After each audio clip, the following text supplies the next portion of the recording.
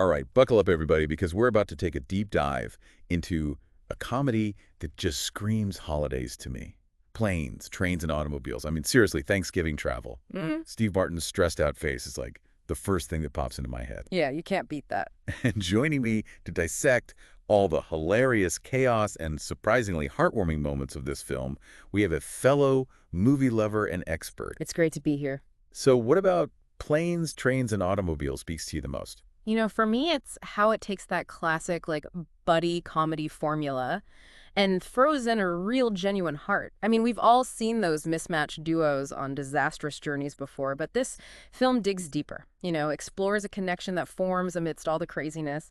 And speaking of craziness, you got to talk about the iconic duo who brought it to life, Steve Martin and John Candy. Oh, absolutely. You've got Neil Page, our uptight main guy, played with that perfect neurotic energy by Steve Martin.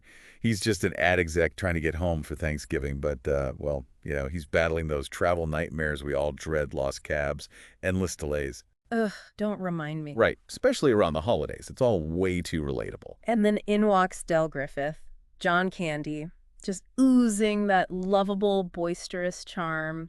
He sells shower curtain rings, I think, but really he's like the walking embodiment of everything that could go wrong on a trip. Oh, yeah. And here's the thing, under that kind of clueless surface, there's this warmth, this vulnerability that really gets to you. Their first encounter at the airport is just comedy gold, right? Oh, yeah. You can feel Neil's frustration as he tries to ditch Del, subtly, of course, only to find him right there behind him, humming some cheesy tune. Like he's attached to him. It sets the stage perfectly for their chaotic journey. You can't help but wonder how these two completely opposite personalities are going to survive being stuck together. And that's the genius of the film's setup, right? It's clear from the get-go that they're going to clash. And John Hughes, the director, he masterfully builds the tension with each escalating mishap. Like, take that shared hotel room scene. Talk about a masterclass in physical comedy and cringe humor. Oh, man, that scene, it's almost hard to watch. Del accidentally sets the room on fire while Neil's just trying to hold on to his last shred of sanity. And the way they're crammed into that tiny bed like sardines. Neil's barely containing his rage, contrasted with Del just snoring away, oblivious. It's comedy gold, like you said. Totally. But it's in those moments of shared discomfort that we start to see their dynamic shift, even just a little. Exactly. It's subtle at first. Yeah. Under all the frustration, there's this little glimmer of, begrudging acceptance. The car rental scene is another prime example. Neil completely melts down at the counter. Hilarious, of course. Oh, yeah. But watch Del's reaction. He's not just laughing at Neil. There's a hint of worry there, Like he sees that this guy is truly at his breaking point. Oh, that rant is classic Steve Martin. You can give me a car, you can give me a Fing plane, you can give me a helicopter. I mean, who hasn't felt that way dealing with awful customer service? For real. But you're right. Del's reaction adds a whole other layer. He's starting to see past Neil's uptight facade and getting a glimpse of the vulnerability underneath. And that's where the film shines. It takes these absurd, over-the-top situations and grounds them in real human emotion. You laugh at the slapstick and the banter, but you also start to care about these characters and their unlikely bond. Talking about unlikely bonds, who could forget the wrong way driving scene? Oh, man. Scary and hilarious at the same time. Del accidentally ends up driving on the highway in the wrong direction. The visuals are brilliant, the shocked faces of other drivers, the pure panic on Neil's face. Pure genius. It's visual storytelling at its finest. But there's that real sense of danger, too, adding to the tension. You see Del, well, he kind of steps up in a way you wouldn't expect. Right. It's like up until that point, Del Nail has been the cause of most of the chaos. But suddenly, he's taking charge, getting them out of a genuinely dangerous situation. It's a small thing, but it changes how Neil sees him. Like, he's starting to realize that underneath the goofiness, there's a capable, even heroic side to this guy. It's a turning point for them, for sure. Absolutely. And not long after, things take a bit of a more serious turn. The laughter's still there, but this layer of, poignant emotion starts to come through. Yeah, just when you think they've hit peak chaos, the film throws you a curveball, and this one's a real tearjerker. So we left off with Neil and Delyeva facing yet another setback on this crazy journey of theirs. They're stranded, their car's basically a burnt-out husk, thanks to a little mishap with a cigarette lighter, And it's in this moment, this kind of desperate moment, that the film, it takes a really unexpected turn. Right, you're talking about the scene where Del reveals that his wife that she's passed away. Exactly. It's a heart-wrenching scene, you know. It totally changes the whole mood of the film. Up until now, Dell's been the comic relief, right? The guy who causes all the mishaps, the one with all the funny one-liners. And then, bam, we see this deep sadness, this loneliness that we never saw before. It's brilliant writing and acting, really. The way John Candy delivers that line, "My wife, she passed away." It's so quiet, so vulnerable. It just catches you completely off guard. The laughter stops, Yeah. and you're left with this raw emotion, this realness that cuts through all the comedy. It's like a reminder that even the most outwardly happy people, they carry their own sadness, their own burdens. And for Neil, it's Yeah. a real wake-up call. He's been so focused on his own frustration, his need to get home. He's completely missed the person behind all the quirks and the mess-ups. It's a powerful reminder to us, the viewers too, right? Yeah. To look past those first impressions, those surface judgments, and see the shared humanity in everyone.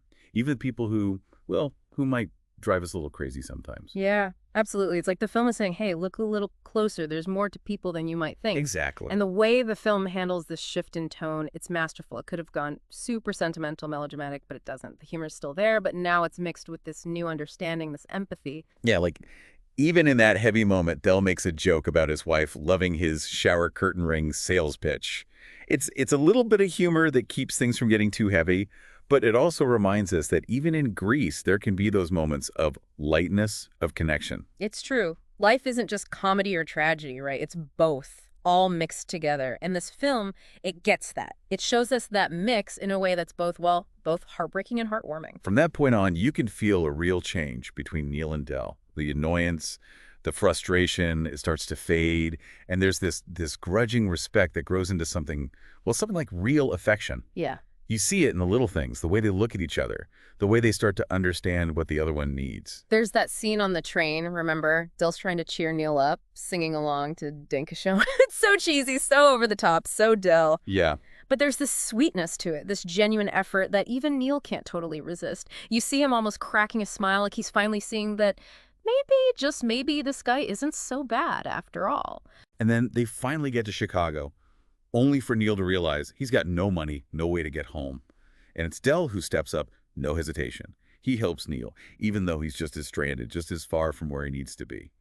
It's that moment of pure generosity, that cements their bond and really underlines the film's message about human connection, especially when things are tough. It's not just about practical help, right? It's about being there for someone, listening, reminding them that they're not alone in all the craziness. And that's something we all need, especially during the holidays, I think.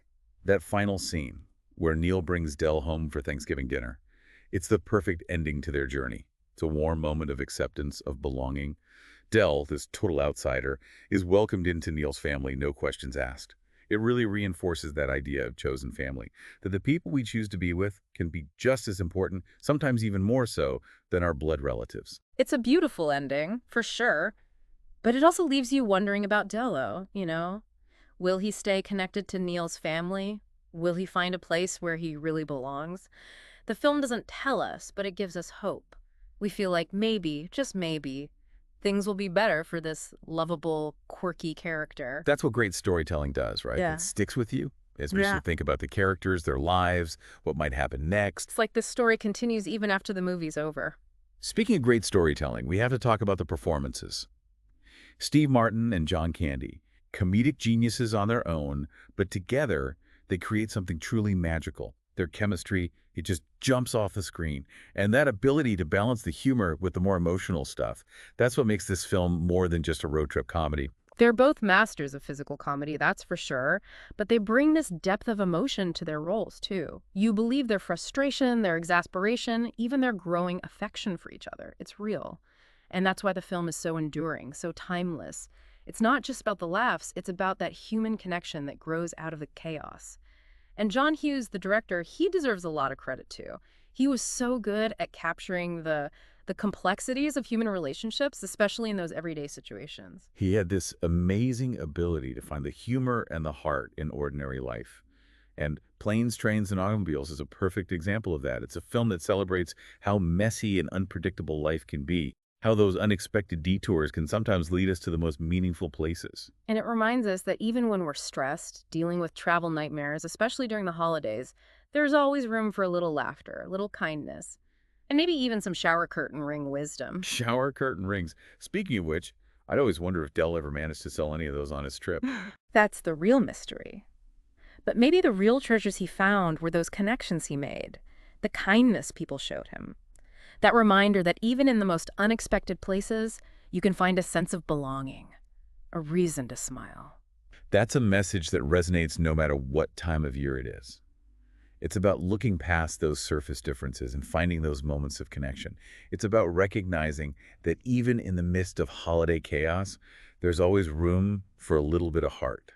It's funny, right? A movie all about disastrous holiday travel, and it leaves you feeling all warm and fuzzy. It's Yeah. the power of humor, heart, and that buddy comedy magic. It's interesting how Planes, Trains, and Automobiles has really become a holiday classic. It's consistently ranked as one of the best comedies ever, and it seems like every year it finds a whole new audience. I think a big part of why people love it, why it sticks with them, is that it's so relatable.